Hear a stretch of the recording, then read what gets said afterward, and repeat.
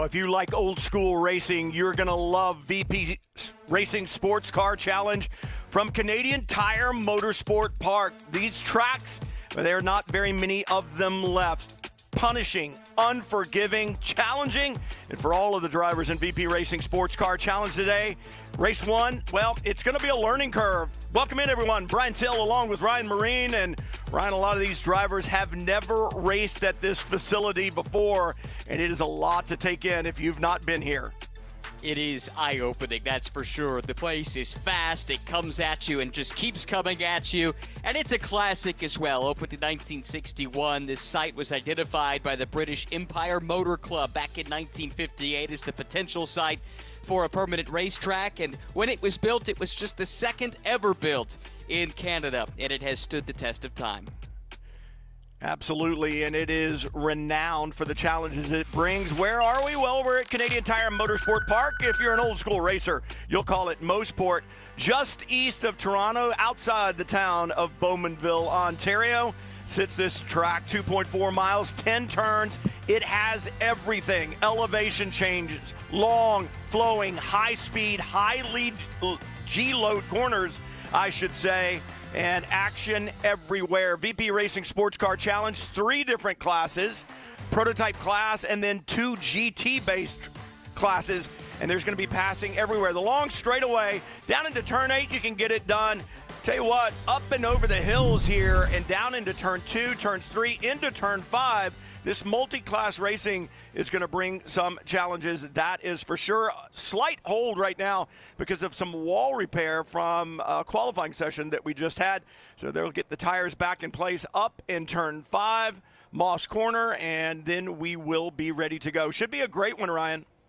Yeah, I think so. We've got some interesting drama post-qualifying in LMP3, which has the provisional pole sitter, Oscar Tunjo, sent to the back. That car was found to have excessive camber in post-qualifying tech inspection, and so the car that was on pole by about 0.6 of a second, Brian, has to start at the back of the class, back in 5th, and that means that someone with some local knowledge, and Jonathan Woolridge, will start on the pole position. You talked about drivers coming here for the first time and what an eye-opener it is. How about for someone like Woolridge, who grew up racing in Canada, knows this track extremely well? What an asset that must be for him coming in here and starting from pole position.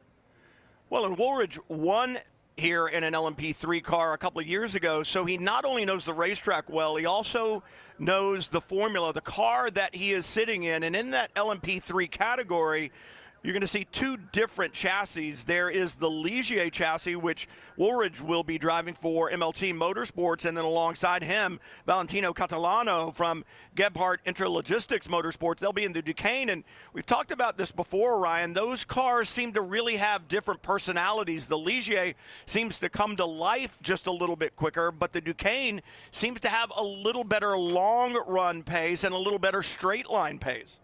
Watching the comparison between the two over the course of the season has been fascinating, and we've seen on a given weekend the strengths and weaknesses play out, and that's what makes it captivating. It's what makes it fun across the board to have that chassis competition. This is the last year, I believe, of this generation of LMP3. The new generation already is competing in Europe, and it won't be too long before that trickles over here stateside. But Ligier's kind of the tried and true package. Duquesne's burst onto the scene a little bit later and has emerged, especially with the right teams and drivers driving it as a potent weapon. So we'll see which one comes out on top here this weekend across a pair of races.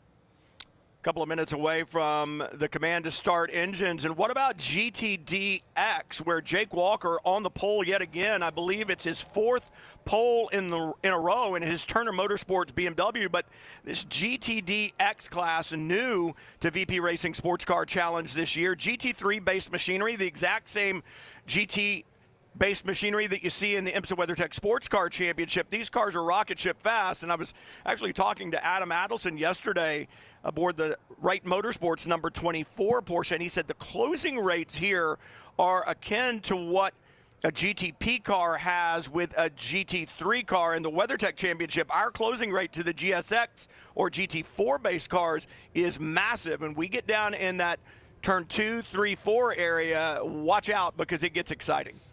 Right, traffic management here is always a subject because there are a lot of fast corners, there's not a lot of big brake zones, so that makes it difficult if you catch traffic at the wrong time to get by, and it can end up bottled up and in some strife. This is big for Adam Adelson as well, not just in the context of VP Racing SportsCar Challenge, where he comes in tied for the championship lead on points. He's got the tiebreaker over AJ Muss, but they're even on points coming into the weekend. But for Adam as well, his eye is on the big show on Sunday. He's racing in the WeatherTech Championship race. And last year, this is one track he did not go to on the WeatherTech Championship calendar. So that makes these races and these sessions in VP Challenge in a very similar configuration of car, just a slight difference between GTDX and GTD in the WeatherTech Championship. That makes it so important for him as he continues to learn this track and advance in his development as a racing driver. So we'll have one pace lap here in VP Racing SportsCar Challenge, race number 1 from Canadian Tire Motorsport Park. Let's talk GSX quickly. Ryan, Kiko Porto there, along with his teammate Ian Porter, and that gets confusing when we get excited talking about it in the races, right? Both of those Toyotas out of Rafa Racing Stable. There's a look at the starting grid there on the left side of the screen, but Porto has been absolutely magic all season long. He leads the championship over his teammate Porter. But I'll tell you what, Ian Porter, talk about the value of VP Racing SportsCar Challenge. It's really designed to bring drivers in and introduce them to multi-class racing. And I think the drivers have really embraced that. If you recognize the name of Ian Porter, you're a gamer, you probably do. He's a 3-time world champion in Call of Duty, and he's taken that gaming experience and some sim experience, and he's put it to good use here in the VP Racing SportsCar Challenge.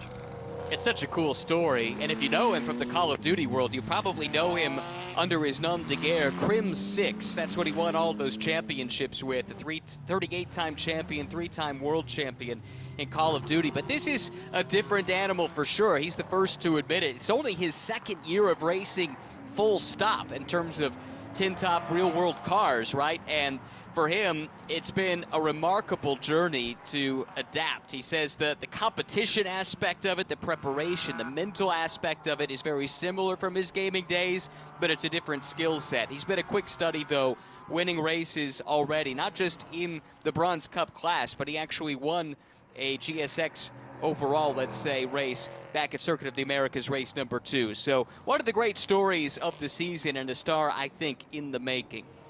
Well, I think, too, what it shows is that he's a guy that obviously embraced the virtual world, and so it was not a big deal for him to then go to a simulator to embrace his racecraft, and that's what he's really worked on. He's got his sim coach here with him this weekend, so always working, always trying to develop, and again, that's what VP Racing SportsCar Challenge is all about. 3 different classes. Prototypes will lead to the green, and then GTDX behind them, GSX, GT4-based cars behind the GTDX machinery.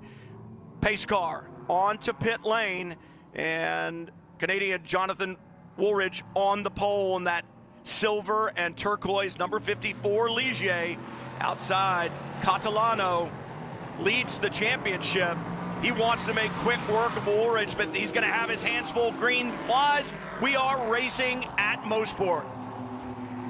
Nice clean start. Pole sitter Woolridge able to build that gap right away, but look at this battle here in the GT classes, already mixing it up in the front of the GTDX field, catching the back of the LMP3 field. It takes a little time to get some temperature in those tires. They don't have the benefits of all the driver aids and some of the GT cars, and so that could really make things complicated here on the start.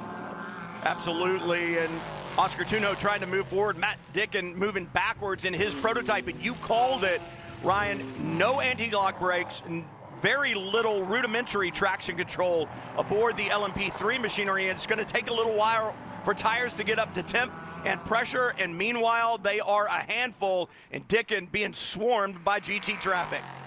Yeah, that's a tough spot for him to be in as he tries to get comfortable, tries to get that car in its window. He's been struggling for pace here this weekend, but maybe a chance now to get comfortable over the course of a 45-minute race. Probably the longest run he'll do at any point over the course of the weekend would come in these races. But great getaway from Woolridge. Really strong start for him to build that gap. I'm really curious, though, how far Tuno can get up the field here in short order. He had the fastest car in qualifying by a pretty hefty margin, but that penalty sent him to the back.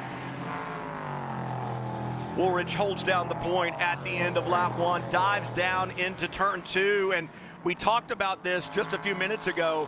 Seems like the Ligier really comes up to speed a little bit quicker. Starts and restarts really the strong suit for that Ligier chassis. And I think the other thing too is track knowledge for Woolridge. He knows this racetrack. He has the confidence to push hard on that opening lap.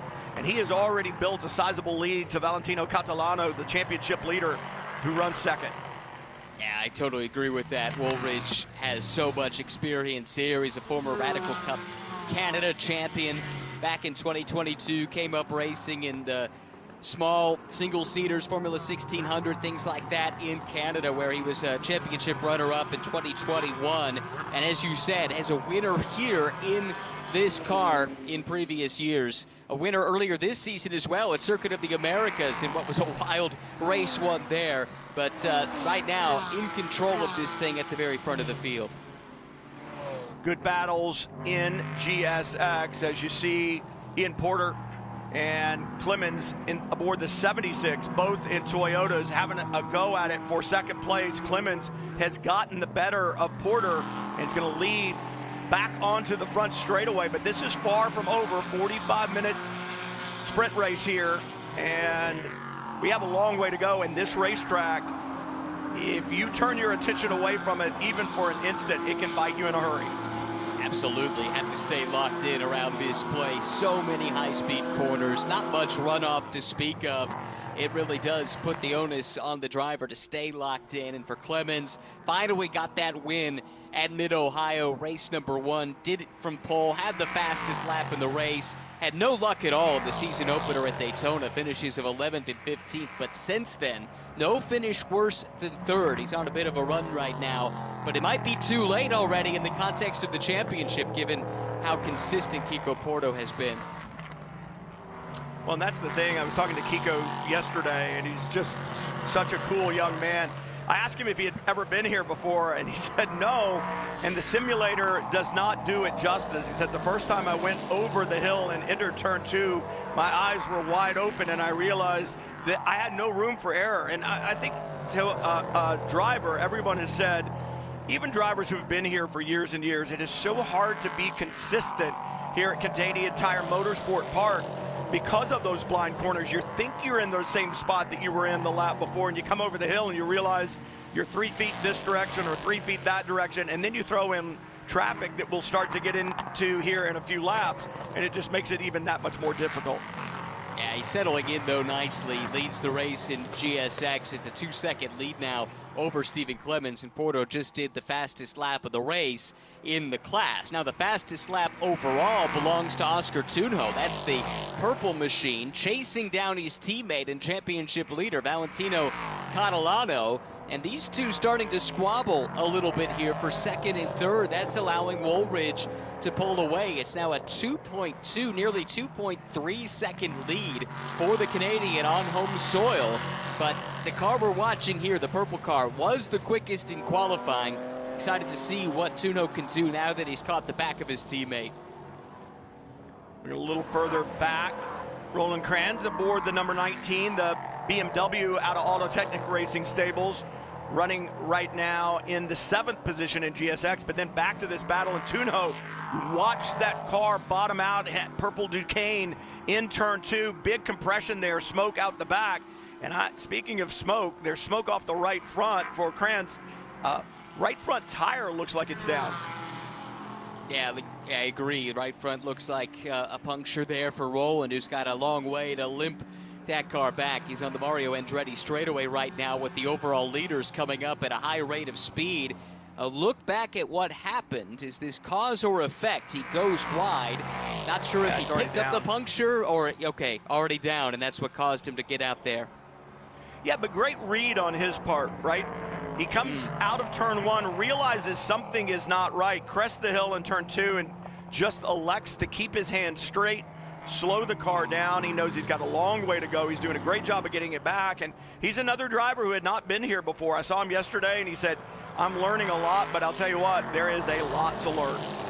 Yeah, and he'll limp that car back to the pit lane, and it's important, of course, to preserve the race car because there's 2 races this weekend. It's not all lost if it all comes apart here in race 1, as long as you can preserve the chassis. So that's what he's done a nice job of, as frustrating as it is, limping that car back to the pit lane and a chance to get back out and learn a couple more things before race number 2 of the weekend. And what did we say at the top of the show, Ryan, when the green flag fell about the Ligier jumping out early on as the right front gets looked at by the Auto Technic crew? Roland Kranz, he's on pit lane, but we talked about that lead and how Jonathan Woolridge had been able to leap out in front, but now Catalano and Tunjo beginning to close in, and it's going to be a 3-car battle for the lead here in absolutely no time. It was less than a second at the line last time. Catalano behind Woolridge, and Tunjo right there as well. As we were saying, the Duquesne just seems to take a couple of laps to get up to speed, to get those tires ready and able to pounce and extract the most out of them, but now they're there, and Catalano really beginning to close. It was 3/4 of a second, now only 0.6 of a second. Yeah, you were spot on as usual, Brian, and as they catch traffic, this opens up an opportunity here. Woolridge has his hands full. It looked like Catalano might have been able to pounce. Tunjo as well, looking opportunistic, but ultimately the order stays the same. That, though, is a preview of what we're going to see over the next 37 minutes as these cars catch traffic at a rapid rate of speed. Only 6 laps in, dealing with lap traffic already, and for Woolridge, that was worst case scenario.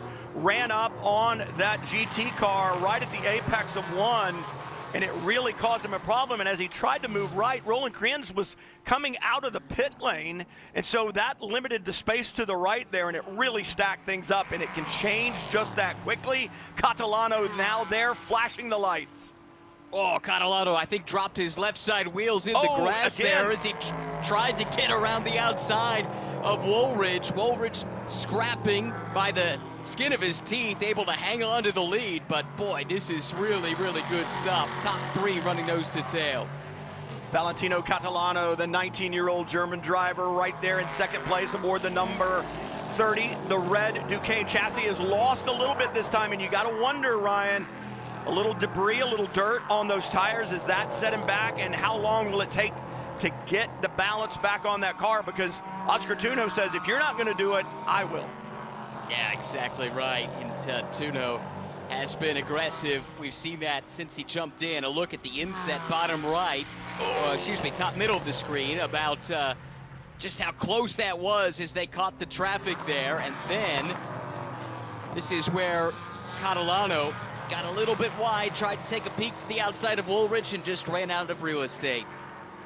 Yeah, Jonathan Woolridge with that apex of the back straightaway there, which you do, and then moving back to the left. Catalano was trying to establish himself there, just didn't get it done, and now we'll look again down the back straightaway. Same kind of plays, same look. What's he got?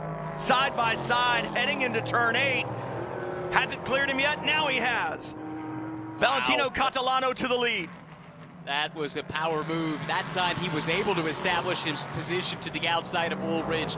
Nothing Jonathan could do at that point. That Duquesne slippery through the air, able to pull alongside, and almost got the move done before the braking zone. Carried just enough speed into the corner to take the position away, and Catalano back to the front. Valentino Catalano leads the championship in the LMP3 category. 3 wins on the season, 3 wins in the first 4 races, but he has been kept from the top step of the podium the last 2 rounds at Mid-Ohio, so we'll see if he can find his way back to that top step and chalk up another victory. But he's going to have his hands full, and now here comes the challenge. Working right now through GSX traffic, Ian Porter just in front aboard the number 68, and then Clemens aboard the number 76 Toyotas in front. They run 2nd and 3rd in class, and it happens just that quickly. Got their own battles to worry about. Now they have the overall leaders coming through. Right now, Clemens splitting second and third. That's a good break for Woolridge. Clemens got out wide. Easy to do in that corner. You pick up some marbles. Now that's left that red Supra vulnerable as Porter starts to close in. Yeah, you get out wide and you want to let that prototype traffic go through, but you get a little too wide. You get into the gray, and as you call it, Ryan, you lose some grip. That takes you farther out. And the further out you go, the more debris you get on those tires, and then all of a sudden the handling has gone away. And what can Ian Porter do with it? Will he have anything to battle with Clemens with here over the next lap? It looked like Clemens was trying to be the nice guy there and give plenty of room to the prototype to his inside, and that's what you get for trying to be the nice guy here with the faster traffic coming through. Sometimes, Brian, as a racing driver, you got to be a little bit selfish, don't you? Well, and you go back to multi-class racing, and this basically is like a mini WeatherTech SportsCar Championship. You've got the prototype classes, the GT classes, the prototype whizzing through, especially at a racetrack like this where the aerodynamics mean everything, and you learn that give and take, that ebb and flow of multi-class racing. So, you know, it's one of those deals where you'll see it in the WeatherTech Championship. GTD pro drivers, factory drivers in those GT3-based machineries kind of blocking a GTP car saying, I know you're there, but I'm not going to give it to you now because it will impede my progress. So I see you, and I'm going to open the door. I just can't do it right now. And got to think about it too, Ryan. These GT drivers, they're at the limit. They can't just disappear. So from a prototype standpoint, if you're piloting one of these prototypes, you have to understand that they can't just move out of the way. They're on the edge as well. It's why I think drivers that have driven GTs that then step to prototypes have an advantage when it comes to working traffic, because they've had the shoe on the other foot. They know what the GT driver is going through in a way that someone who's come to prototypes from single-seaters or just has prototype experience just doesn't have. And you can't put a value on the experience of being in the other guy's situation. It keeps you from putting your car in a bad spot. It keeps you from putting their car in a bad spot, which then could affect you as well. So something to keep an eye on there with the front runners here really primarily being prototype drivers. They've been lower class prototype drivers in some of the championships that they've been in, so that is beneficial to some degree. But you do look at some of those guys in GTP these days, right? They've come from GT racing, and it does seem to be a big part of their success. Agree 100%. It gives you that well-rounded knowledge of not only the car that you're driving, but the cars that others are driving. Someone else to keep an eye out on is Jake Walker aboard the number 6 from Turner Motorsport. Walker has been absolutely magic the last several rounds, but you've got to go back to the very beginning of the season, Ryan, at Daytona, where he scored 0 points in the first race, didn't even get out after a problem in qualifying, and then minimal points in race number 2. But since then, 3 wins in 4 races, never off the podium, fastest lap today, another pole, and by season's end, this is just round 7. We've got 12 in the season. You can look and go, well, he's back in 4th place in the points, but he's not really that far back if he keeps making ground like he's making right now. AJ Muss and Adam Adelson may have some problems if Jake Walker keeps doing what he's doing. I mean, no points in round 1 certainly sets him back, but either one of those 2 drivers have a bad day, and all of a sudden Jake Walker may be right there. The trouble for Jake is that he had his bad day at Daytona when the field was as big as it's been all season long. So yeah, a bad day today in that class, and you end up 5th. A bad day at Daytona for Jake Walker if he, in race 2 where he actually was able to take the start and he finished 9th. Far fewer points on offer for finishing 9th as opposed to 5th. So I think AJ and Adam are thanking their lucky stars that that Jake spotted them a nice lead in the championship. 330 points Jake's behind in 4th. Should have a good chance to get up to 3rd. And then those 2, we'll see if they have a bad day. They haven't yet. They've been remarkably consistent. And the other thing for Walker is, by virtue of having his mulligan effectively at the very beginning of the season, there's no room for error the rest of the way in the remaining 5.5 races. Yeah, you really need AJ and Adam to finish off the podium, that 3rd, 4th, 5th position, and you need to win those races and gain 56 50 to 60 points per weekend. You multiply that by the 6 races that we've got yet to go, and hey, you're there. Take a look here. Ooh, Walker, no, that wasn't Walker. That was the 95, I should say, and that contact up there. And there's that multi-class racing again. Vin Barletta aboard the 95 out of Turner Motorsport made contact there, and that was a GSX car that he got into.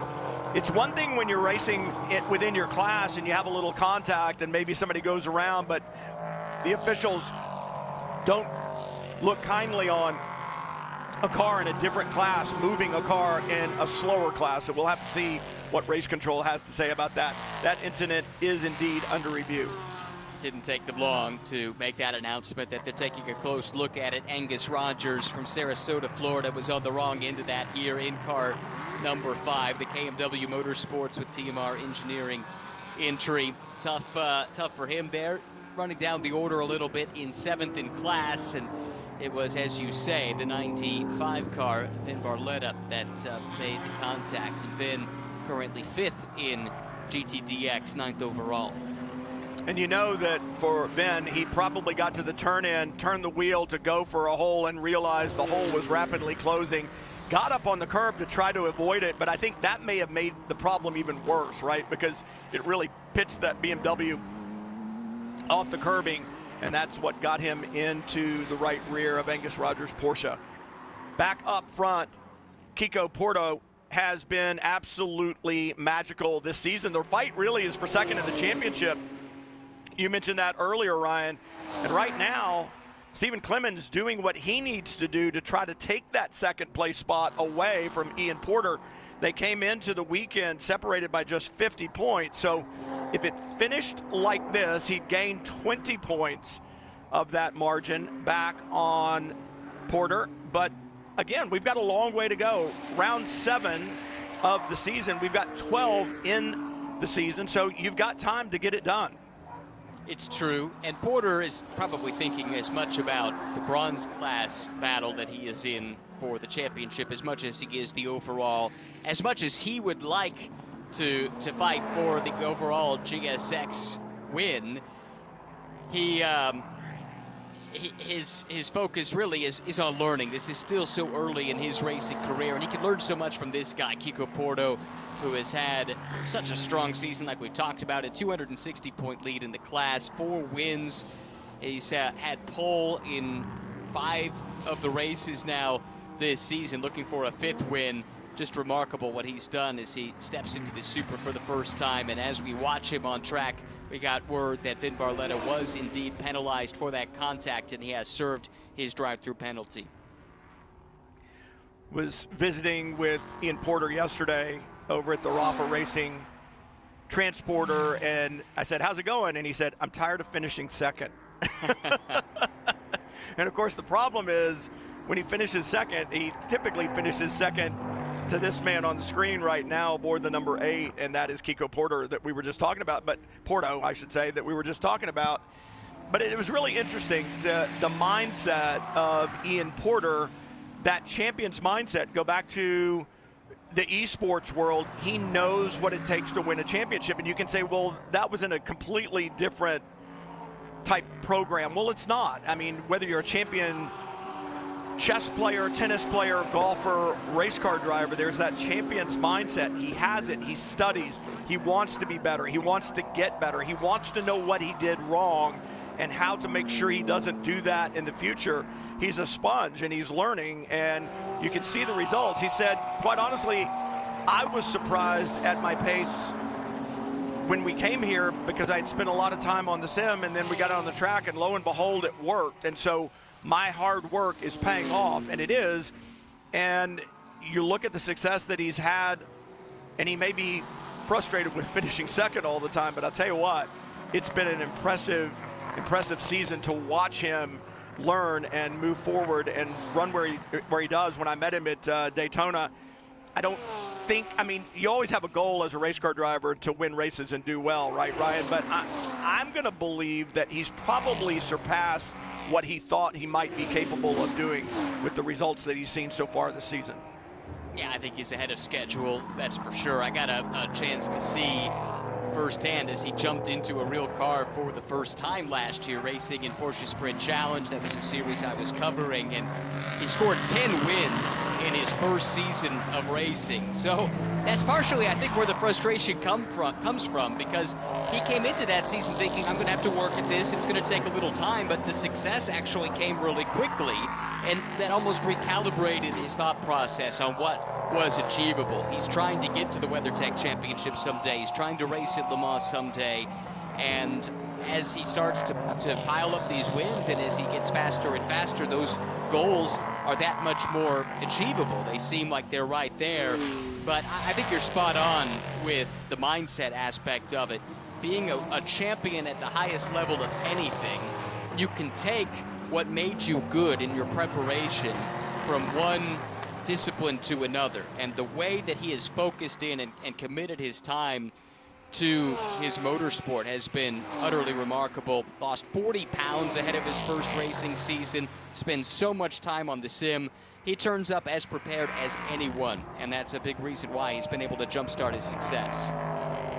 Speaking of success, 1-2 right now overall and 1-2 in the P3 category. Valentino Catalano leads, but his teammate, Oscar Tunjo, right there behind him. And when Tunjo appeared at COTA, we didn't really know anything about him. The 29-year-old Colombian obviously has a reputation in South America for his racing, but he took to this LMP3 machinery, and the VP Racing SportsCar Challenge like a duck to water, was impressive there at COTA, and then had a victory at Mid-Ohio in race number 2 of the weekend there, and now putting pressure on his 19-year-old teammate. The question is, how hard do you press? How hard do you press if you're Catalano to hold on to the lead? You always want to win races, but he's got such a lead in the championship, he can afford to give away a couple of points. And for Tunjo, he's like, no, I want to win. Obviously, they both want to. So if you're running this program, I'm sure you're switching channels on the radio talking to both of these drivers, but what are you telling them, Ryan? Well, the good news is they've been in this position a few times this year, and to this point at least, they've handled it pretty well. They know each other well too, because just a few weeks ago, they were racing on the support bill at the 24 Hours of Le Mans in the Michelin Le Mans Cup, the Road to Le Mans race there, where they shared a car together for this Gebhardt team. So they're going to know each other well. They know each other's tendencies. And with that in mind, I don't think we're going to see them take any risk. But we've got Tunjo with a problem here. O'Neal has left that car. This is the second place car in class and overall, and that looks catastrophic. I was going to say, from the time they left Moss Corner, all of a sudden, Tunjo began to drop back a little bit. The gap was getting larger, and I was wondering if he had some kind of a mechanical issue. Well, there it is. He has indeed lost that right rear tire, and I tell you what, he's incredibly fortunate that it departed where it did, because if that had been down in turn 2 or turn 4, the result could have been catastrophic. Yeah, no kidding. To be on top of it the way that he was, to notice there was something amiss, bring the pace down, and that saved the car. It saved him from having a pretty major accident. You know, there aren't very many small accidents here at CTMP, so that was really heads-up driving from a driver who does have extensive experience in LMP3s, and every bit of that experience just paid dividends in a big, big way. Yeah, I'm sure he sensed something was wrong, and he's trying to figure it out as he's coming out of Moss Corner. It's the left front, actually. I said the right rear. It's the left front, but yeah, he just sensed something and knew something was amiss and began to back the pace off. And a good thing that he did, and a great thing that that tire stayed within the confines of this racetrack. Again, I think they do such a good job here at CTMP with their barriers and their fencing and all of that. It stays inside the ballpark, comes to a rest, as does Tunjo there at the middle of turn 1. Drivers left. His day is done, and the full course caution is obviously out. Wow, that could have been big. So again, very fortunate that Oscar sensed something was amiss and was able to back it down. Such heads-up driving. But this is a reset for the rest of this race. Any of those big advantages that were built up now go away. Catalano, I think, has to feel pretty good, with the exception of the fact that Woolridge was so good on that initial start, and you talked about the Ligier being good on restarts as well. That could be something to keep an eye on. And this then also brings that Muss and Adelson pairing a little bit closer to Walker. It brings Clemens up to Kiko Porto. So shouldn't be a long cleanup, and I think we're in store for a very fascinating run to the checkered flag. Yeah, I think it's going to be great. You saw the IMSA AMR Track Services team there right on the spot, and so fortunate that in a series like this, you have a team like that that is there even in situations like this that turn out not to be so serious, but they're right on the spot. They'll get things cleaned up as quickly as they can, and you saw Oscar climb aboard the rapid response vehicle. They'll take him back to the pit lane. Anytime you make contact with anything, they're going to want to see you in medical. I don't think he made contact, but certainly he can't walk across the racetrack to get back into the paddock, so they'll return him to the paddock and work on getting his stricken Duquesne chassis out of the way. But if you're Valentino Catalano, what are you thinking, Ryan? Because if it just happened to your teammate, was that a fluke? Or is that some type of a mechanical issue that you could have as well? Well, you'd like to hope it's a fluke. I'm sure that's what you're telling yourself. You'd like to, right. But let's remember, at Circuit of the Americas, race number 1, when both of these cars stopped basically simultaneously, within seconds of one another, they both had the same issue. Now, that was related to a fueling rig and an issue with the fueling rig in the heat at Circuit of the Americas, so not exactly the same. But yeah, it probably does creep into the back of your mind that these are identically prepared cars. You would hope that it was just a faulty part. Doesn't happen often, but it can happen, as we've seen, and hopefully it doesn't rear its ugly head for the race leader, who now is in a position to really bolster that points lead if things continue as they are for the next 16 and a half minutes. Yeah, I think for Valentino Catalano, his biggest challenge on the race weekends was his teammate, and now with Tunjo out here today, like you said, he's got to feel comfortable about his position in the championship. But when you alluded to Circuit of the Americas, it's exactly what I was going to say. Literally within seconds, within probably 50 yards on the racetrack, both of those cars came to a halt. It was a different deal. That was a fueling issue, as you mentioned. But again, don't you think he's going, wait a minute, I've seen this before, and has some concern. And I'll tell you what, he also needs to be concerned about Woolridge. As you mentioned, we talked about the pace of the Ligier chassis on starts and restarts, so that's going to be an issue there for Jake Walker. You know, AJ Muss, the former Olympic snowboarder, just behind in the 66, the AF Corsa Ferrari. You know, Muss is very willing to challenge and lay it all down, so we'll see if he can charge forward. It'll be interesting to see if we'll get a class split here so that the classes are together. If not, Muss is going to have some GSX traffic to work around in front of him to get to the rear wing of Walker's BMW, but have to take a look and see what the officials do here with the order. Does look like a pass around is underway for cars eligible for that, so that will clear some traffic, presumably. But interesting dynamic here for AJ Muss, because we talked about it earlier. He and Adam Adelson are tied for the points lead coming in. Adelson has the tiebreaker by virtue of race wins. Muss doesn't have a win yet this year. So on one hand, this is maybe a chance to finally break through and get that win after finishing second or third in every race so far this season. But on the other hand, if he can just finish ahead of Adelson, that would put him in the points lead going into the race tomorrow, with just 5 races then left in the season. So that's an interesting one to try and sift through if you're AJ Muss. Where are your priorities at this stage? Yeah, and maybe it's just as simple as this, Ryan. All season long, AJ just needs to finish in front of that green 24 Porsche. If he can do that, then the championship will be his. That is so much easier said than done, because think about, as we said, AJ very aggressive. He is another one of these drivers who, a champion in another sport, has applied the same mindset. And you and I have watched him over the last several seasons go from Michelin Pilot Challenge into these faster cars, and he has excelled as he has learned, and that's what he's doing right now. It's great to see AJ here, Adam Adelson as well.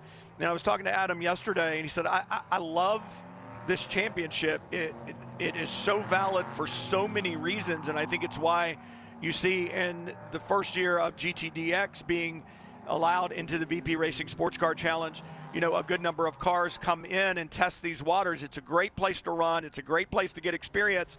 They are the same GT3-based machinery that you see in the IMSA WeatherTech SportsCar Championship, except without the torque sensors on the rear axle. So the balance of performance for the GT3-based cars in VP Racing SportsCar Challenge, a little bit different than that you find in the IMSA WeatherTech SportsCar Championship. Right, and it also keeps the cost down as well to not have the torque sensor, which is a really sophisticated piece of equipment, but it does bring the cost up. So for an entry-level championship like this, IMSA trying to, oh my goodness, that looks good. Wow, I want some of that. But to keep the cost down, that is important for VP Racing SportsCar Challenge. And I think you bring up a great point about drivers that are using this either to supplement their WeatherTech championship programs, in like speaking of someone like Adam Adelson, or those that are trying to get there. AJ Muss, who actually did make his WeatherTech debut at the Salem 6 Hours of the Glen a couple of weeks ago, driving for Triarsi Competizione in a Ferrari, but I think that's where I know that's where Samantha Tan would like to be one day. Jake Walker already is there, so he's using this to help his development and speed that up a little bit. So it's a great proving ground, and I think that's what Adam is talking about when he was telling you why this is such a valuable place to be. Should be one to go at the line, and you talk about that move up or augmenting other programs that you've got. That's the same thing with GSX, correct? I mean, yeah, that GT4 machinery in GSX is the exact same GT4 machinery that runs in the Michelin Pilot Challenge. So for drivers coming up wanting to get GT4 experience without getting thrown into the very deep end of GS and Michelin Pilot Challenge, you come to VP Racing SportsCar Challenge and you run your sprint races, you get time and type, you learn the racetracks, you learn the car, and then you move on up. And again, it's one of the great things about this championship. It gives you so many opportunities to expand your horizons, learn your trade, and be a better race car driver and move forward. Yes, seat time's so important, learning the tracks are so important, and to do it in the car that then you're hoping to take the next step in. That's just a jump start on that motorsports journey. Got a point coming to me via text message that temperatures are starting to rise in a relatively short amount of time. The temperature there at CTMP, or here at CTMP, has gone up 2 degrees in the air and 4 degrees on track in just 30 minutes. So goes to show what some sunshine can do. It's been a hot one so far in Canada here this weekend, and with that in mind, maybe these competitors not so unhappy about the early wake-up call, because it does give them more pleasant temperatures to be racing in here this morning. Tell you what, Jake Walker needs to go buy a lottery ticket, because you look at where he is on the racetrack, very fortunate to have worked through a lot of the GSX traffic. He's got a couple of GSX cars between himself and AJ Muss, so he's going to have a little bit of breathing room. However, Ryan, he's got a lot of GSX cars just in front of him that he's going to have to work through on this restart, but he's got a little buffer between himself and AJ Muss, his nearest competitor, and Muss and Adelson are nose to tail. It's going to be interesting to watch that battle on this restart, and they are at the back of this train. Meanwhile, up front, Woolridge, the second place car, the silver and turquoise prototype, the Ligier. Will he have a good car on this opening lap or two? And if he does, can he find a way around Valentino Catalano? That's the challenge here on the restart. Looked like Catalano got a pretty good jump as he got into the restart zone, which is there between turns 9 and 10. good job by him. Now we're watching Walker already pick his way through some of this traffic. He's got an LMP3 car behind him, a GSX car in front of him, and these are front runners as well in GSX as he goes through on Porter. Next up is Clemens, who are in a big battle of their own. Sorry, we're watching Barletta. Apologies there, who's in the middle of this traffic. But certainly for Jake Walker, similar story. He's got a lot of traffic to work through, as you chronicled, and there we get a glimpse of him with all the traffic around. Both of those drivers in Turner Motorsport BMWs. Walker in the bright yellow BMW. Here's a look at the restart. Look at the action there at the back. We talked about AJ Moss and Adam Adelson going at it on the restart. Talk about aggressive. AJ Moss was like, no, you're not getting by me here, and squeezes Adam Adelson down to the wall. A little bit of contact, a little bit of body work flying. I was told yesterday that the dive planes on the front of that Porsche, $1,800 a piece, that small piece of carbon there on the front. And by the way, they are homologated parts, so you can't just build one yourself. You got to buy it from the manufacturer. So Adam may be going, hey, I want my $1,800 back, because I think he may have lost one. $1,800 and some front downforce would help right here too. Yeah, man, he's looking awfully aggressive, looking left, looking right. Thus struggling a little bit with the traffic, and that's looked like maybe could open the door on a couple of occasions, but so far AJ's been able to hang on, coming under a ton of pressure. Now Adelson separated by Stephen Clements, knifes his way through, couldn't waste any time. That was decisive. That's what you want to see from Adelson as he tries to keep in touch with the car he's battling for the championship lead.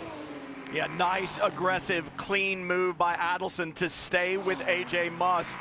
The Ferrari, the green Porsche, down the back straightaway, a little prototype traffic in front.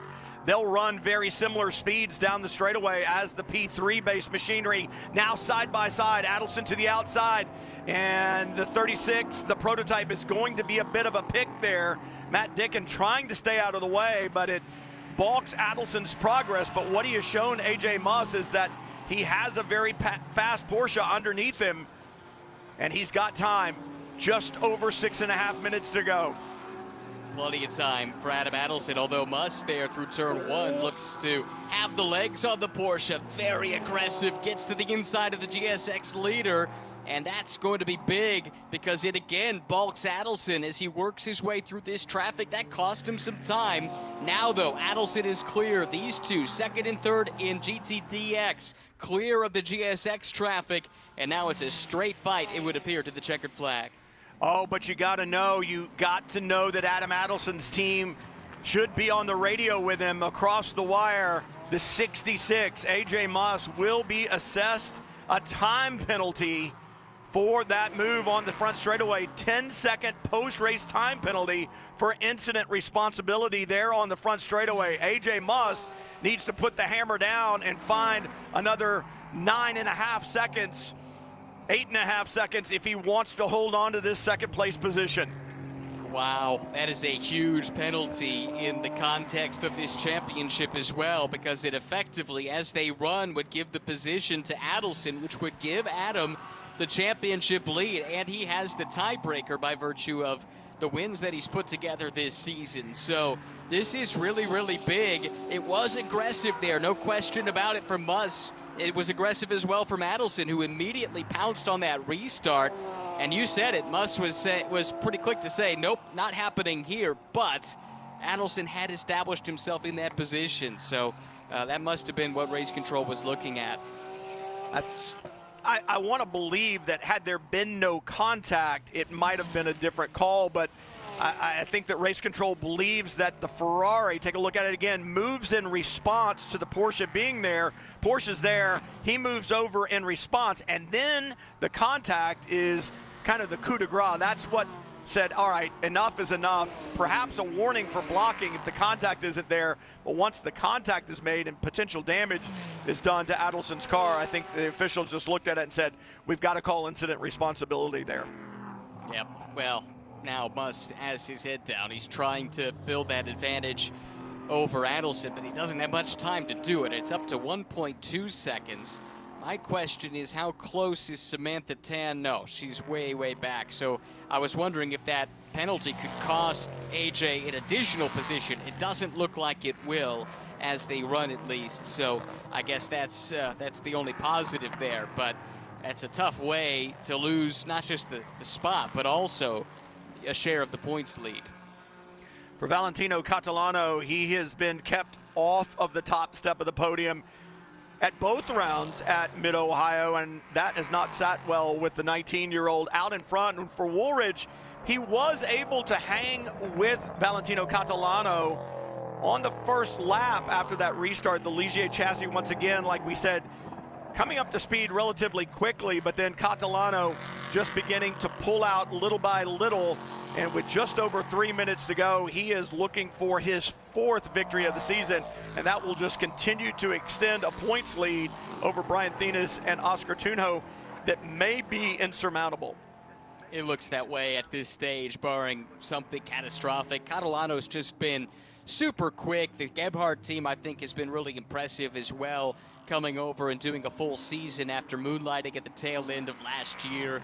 And Catalano, I mean, his pace says it all, with pole positions in 5 races so far this season. Hasn't always had the fortune. He's had a couple of things go against him in a few races that have cost him better results, but he's been super strong as he gains experience with this car and in this paddock here in VP Racing SportsCar Challenge.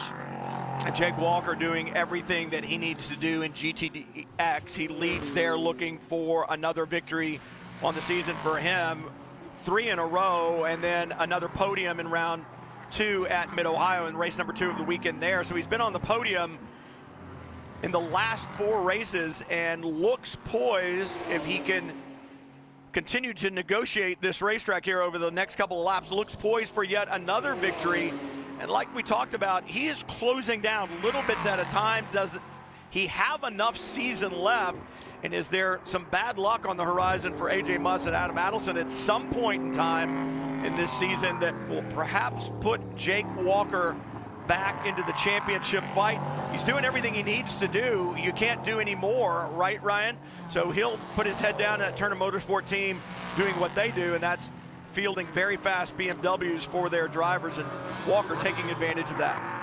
And the question is there enough season left for him to overcome that deficit? Can't afford any miscues the rest of the way, but no one has scored more points in the GTDX class over the last 4 races than Jake Walker, and he's about to make that over the last 5 races if he can hang on and get another win. It would be his 4th in the last 5 races. What a run of form for the youngster from Phoenixville, Pennsylvania. You look at this racetrack, the bumps, I said it at the beginning, it's old school, it's fast, it's flowing. The weather here is brutal in the wintertime. The thaw in the spring, the heat of the summer, it causes the asphalt to heave, to move a little bit. It brings those bumps in, and some of the places that you just don't want them right there on the way to the apex in turn 1. And in a prototype, that can be unsettling as Catalano looks to the outside of Frank Depew down through turn 2. But it adds to the personality here at Canadian Tire Motorsport Park, and it's why the drivers love it. Valentino Catalano, half a lap to go to celebrate a victory in his first time here. I can't help but call it Mosport, right, Ryan? But I'll tell you what, it's what makes this racetrack so fun. It's what puts it on everybody's list as I have to race there. And for Valentino Catalano, another victory lies just 3 corners away. This is part of the appeal of coming and racing in North America. You get to race at classic tracks like this one. Whoa, problems there for one of the GT4 Supras. It is the 68. That's a problem for Porter. Meanwhile, Valentino Catalano, we talked about what a great season he's had. Make it win number 4. Gebhardt Intralogistics does it again. Sends a driver to victory lane, and Valentino Catalano returns to the top step of the podium. Wow. Great result for him. Woolridge crosses the line on home soil, 2.3 seconds adrift. Strong run from him, led early in this race. But Jake Walker in GTDX, what a performance he's putting together. Comes out of the final quarter. There's the checkered flag for Jake Walker and Turner Motorsport, winners in class in race 1 of the weekend at Canadian Tire Motorsport Park.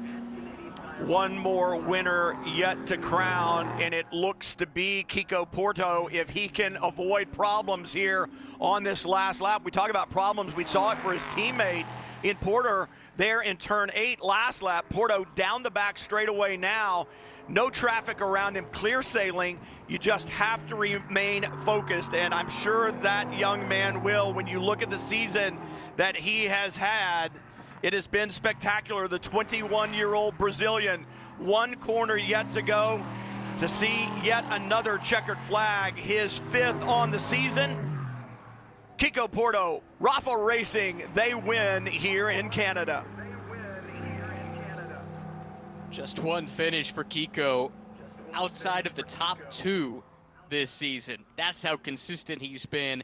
And as you say, 5 of those have been wins. He's got a stranglehold on the championship now, especially with the problems on the second to last lap for his teammate Ian Porter, who plummets all the way down to 8th.